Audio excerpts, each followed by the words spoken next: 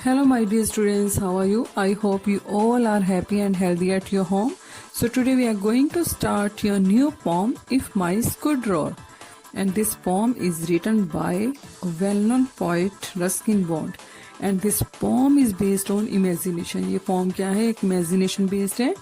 Imagination पे based है. And in the poem, the poet wants to change the things around him. Okay, and I know you also wants to change and improve the things that all around you, है ना, जो आपके आसपास चीजें आप भी उनको change करना चाहते हो. So this is a very nice poem and I hope you will enjoy this poem. And let's see the word meaning. First word is soar, fly high. Okay, किसी का बहुत ऊंचे तक उड़ना, that is called soar. The next word is pebble, small round stones found in or near water. Okay, small stones you can see all around you and children like to play with them, है ना. जो small stones होते हैं उनको क्या बोलते हैं? Pebbles. The next word is bullies, people who use their strength to frighten other people who use their power, है ना, to teach the weaker and the smaller person. जो smaller और weaker person होते हैं उनको डराने के लिए जो अपनी strength को use करते हैं, that is called bullies. The next word is buttered, put like butter. तो उसके ऊपर butter put करना, that is called buttered. The next word is shower, means rain. Okay, shower means rain. So let's take the detailed study of the poem. In the first stanza you can see here, and as I told you, this poem is based on imagination.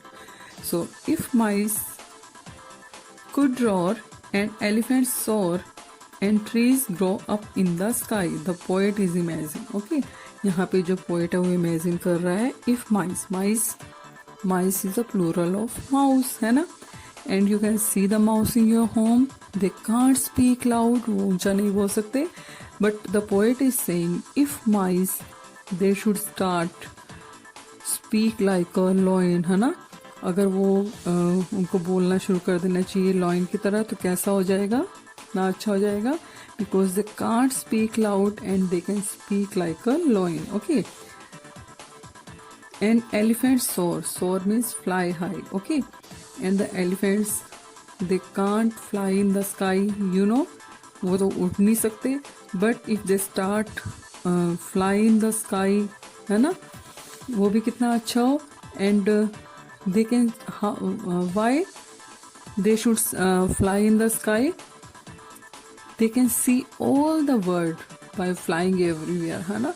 वो उसमें आसमान में उड़ के सारे word को क्या कर सकते हैं? They can see easily whole world, है ना.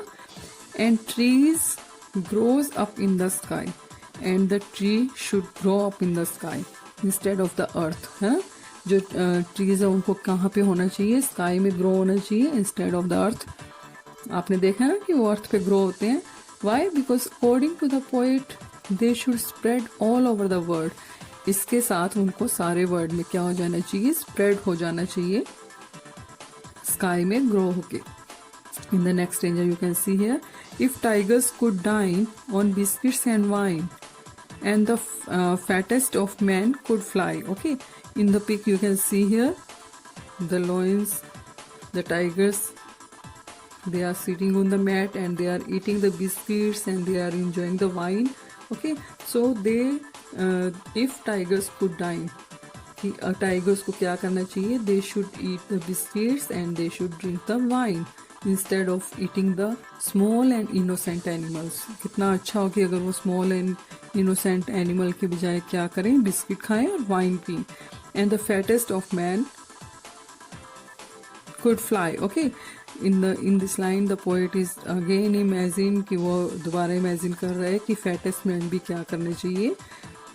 They should fly in the sky. Okay, in the next stanza you can see here, if pebbles, small stones, could sing, you can see the stones that lie on one place, वो एक ही जगह पे पड़े रहते हैं. but if they start they should start to sing a beautiful song, है ना.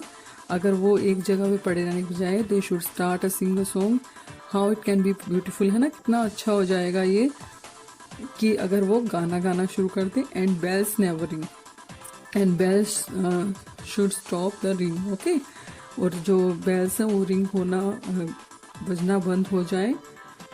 and teachers were lost in the post. Okay, and teachers were lost in the post. और अगर टीचर्स अपनी पोस्ट के अंदर ही खो जाएं, कहीं पे लॉस्ट हो जाएं, why? Because they scold the children, है ना, वो हमेशा चिल्ड्रन को डांटते हैं, वो हमेशा उनके लिए कहते हैं कि you should do work hard, you should do your homework daily, है ना.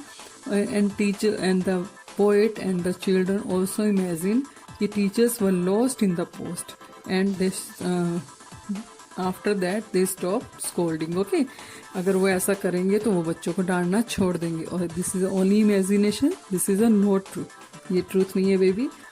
सो in the next you can see here, if a tortoise could run. Okay, tortoise you can see they always walk slowly, है ना, वो slowly slowly चलते हैं.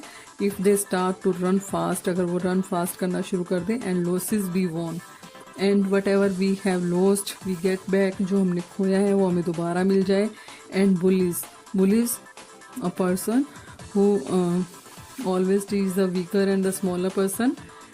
B buttered on toast, उनको क्या करना चाहिए? We should spread them like a butter on a toast and we should eat them. Okay, like a bread butter, और उनको हमें ब्रेड बटर की तरह खा जाना चाहिए. If a song brought a shower, okay, and the song,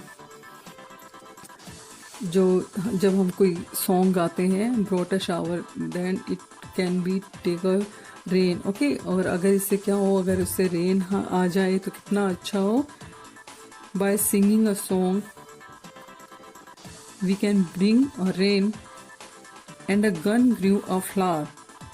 okay, and when we fired gun, अगर हम जब गन को फायर करें, then flowers come out of it, और उसमें से क्या है, फ्लावर्स आए इंस्टेड ऑफ बुलेट्स.